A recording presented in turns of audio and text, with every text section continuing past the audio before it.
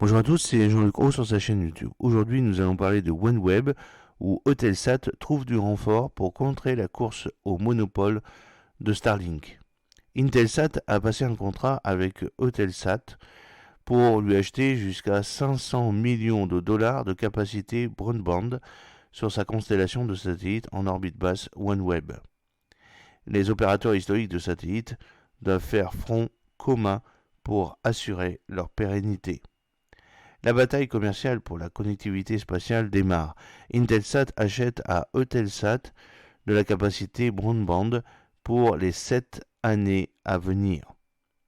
Alors que le chiffre d'affaires traditionnel de la télédiffusion et de la télécommunication diminue sans cesse, il faut réinventer le business en allant vers des offres de services Internet à partir de nouveaux satellites situés sur des orbites différentes, orbite basse LEO ou moyenne MEO.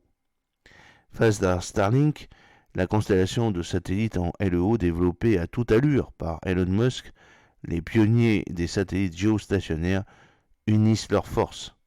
Eutelsat et Intelsat ont annoncé un partenariat qui maximise leurs chances de prendre des parts de marché dans la nouvelle bataille de l'Internet par satellite.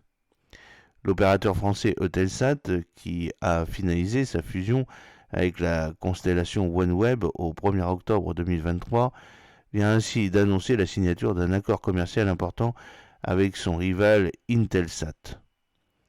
L'opérateur de satellites américain va acheter jusqu'à 500 millions de dollars sur 7 ans de la capacité de connectivité à OneWeb.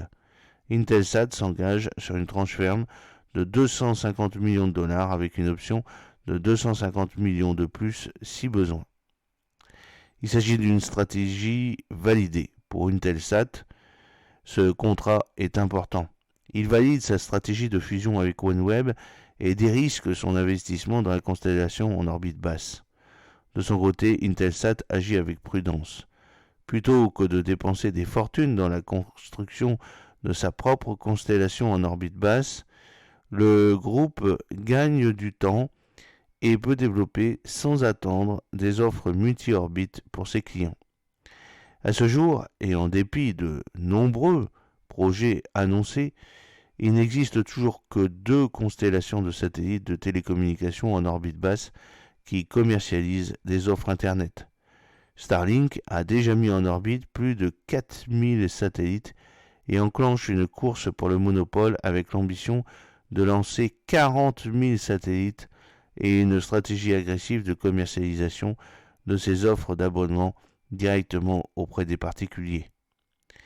Il y a donc un développement commercial avec OneWeb qui a déployé 680 satellites en orbite basse et commercialise de son côté ses mégabits spatiaux auprès d'autres opérateurs comme Orange ou Intelsat ou de clients comme les gouvernements ou les sociétés de transport et non directement auprès des particuliers.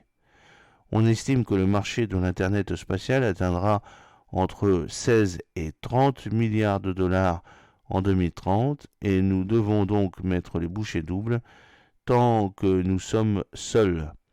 En attendant l'arrivée annoncée de la constellation Kuiper d'Amazon à partir de 2027 ou 2028, explique Eva Benneke qui dirige Intelsat.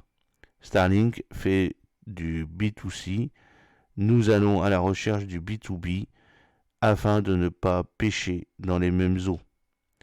OneWeb est en l'air et il lui reste à finaliser son réseau au sol. Une trentaine de ports spatiaux sont ouverts sur une quarantaine attendus afin de couvrir le monde. Pour Eutelsat, l'un des principaux tests de la commercialisation de son offre Internet via OneWeb aura bientôt lieu en Inde. Notre réseau est allumé aux États-Unis, en Europe. Il le sera cet été au Moyen-Orient et en Inde, annonce Eva Berneke. À cet égard, l'actionnaire Bharti a renforcé récemment sa participation dans Eutelsat, montrant ainsi sa confiance dans la capacité de l'opérateur à atteindre les 2 milliards de chiffre d'affaires vers 2027. J'espère que cette petite vidéo vous a plu. N'oubliez pas de cliquer sur le pouce pour la promouvoir, de vous abonner si ce n'est pas encore fait et de partager cette vidéo sur vos réseaux sociaux. À très bientôt, fidèlement, Jean-Luc